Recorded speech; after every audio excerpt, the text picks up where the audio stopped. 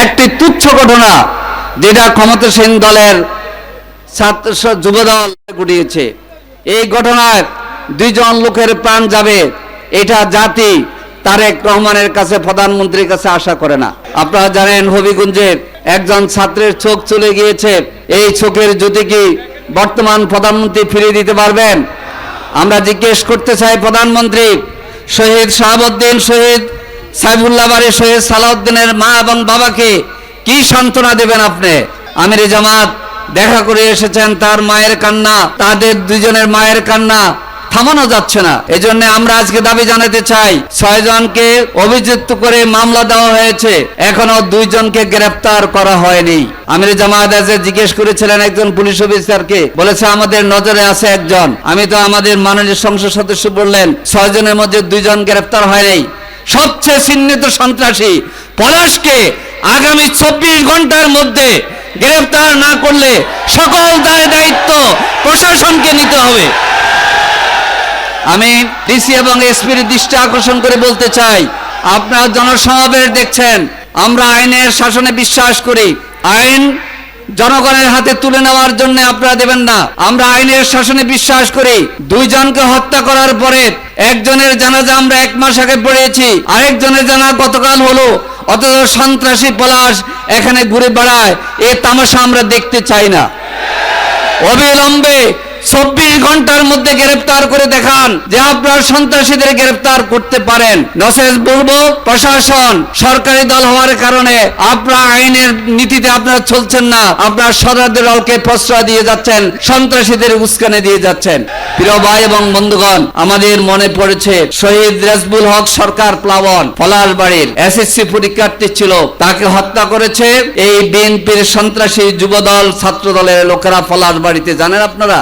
জন্য আপনাদের ইতিহাস হচ্ছে পলাশবাড়িতে রেজবুল হক প্লাবনকে হত্যা করেছিলেন, এখানে 2 জনকে হত্যা করেছেন। নির্বাচন থেকে এই পর্যন্ত জামাত ইসলামের 5 জন নেতা কর্মীকে হত্যা করা হয়েছে। হত্যা করে হাসিনা আমাদের 1 লক্ষ লোককে জেলে নিয়েছিল, 11 জন শীর্ষ নেতা সহ 5 শতাধিক নেতা কর্মীকে হত্যা করেছিল, 80 জনকে গুম করেছিল, 10,000-এর উপরে নেতা কর্মীকে তারা চাকরিচ্যুত করেছিল, 7,000-এর উপরে নেতা কর্মীকে পঙ্গু করেছে। হাসিনা এখন দেশে আছে না পলাতক? আওয়ামী সন্ত্রাসীরা এখন ঘুরতে পারে না পলাতক? এর জন্য আমরা বলতে চাই, আপনারা একসময় মাজলুম ছিলেন বলে ধারণা আছে, আমরাও বলি, কিন্তু এখন সন্ত্রাসের হাত আপনারা যদি না গুটিয়ে নেন, এই দেশের জনগণ আপনাদের বিচার আবার করতে বাধ্য হবে ইনশাআল্লাহ। প্রিয় ভাই এবং বন্ধুগণ, আসুন, শুধু গাইবান্ধার শাখাটা নয়, আপনারা দেখেছেন সরকারি দলের ছাত্র সংগঠন বিশ্ববিদ্যালয়ের শিক্ষাগণগুলোতে অস্থিরতা সৃষ্টি করার জন্য একের পর এক ফায়তারা করে যাচ্ছে। অতীতে শিক্ষা ভবনে অস্থিরতা সৃষ্টি করে আপনারা টিকতে পারেন নাই, সামনে ইসলামী ছাত্র শিবির এবং জনতার আন্দোলনের মুখে আপনারা টিকতে পারবেন না ইনশাআল্লাহ। আসুন, আমরা বিচার চাই শহীদ সালাউদ্দিনের খুনিদের, আমরা বিচার চাই সাইফুল্লাহ বাড়ির। এই বিচার আপনারা চান কিনা? আজকে অনেক মা এবং বোন, অনেক বাইরে এখানে মিলিত হয়েছেন। এই বিচার করার জন্য যদি গড়িমসি সরকার করে, ইনশাআল্লাহ এই সরকার শেষ সরকার নয়, এই খুনিদের বিচার হবে, সাগাটার মানুষ দেখবে ইনশাআল্লাহ। আসুন, খুনিদের ব্যাপারে ঐক্যবদ্ধ থাকি, সন্ত্রাসের বিরুদ্ধে আমরা ঐক্যবদ্ধ থাকি।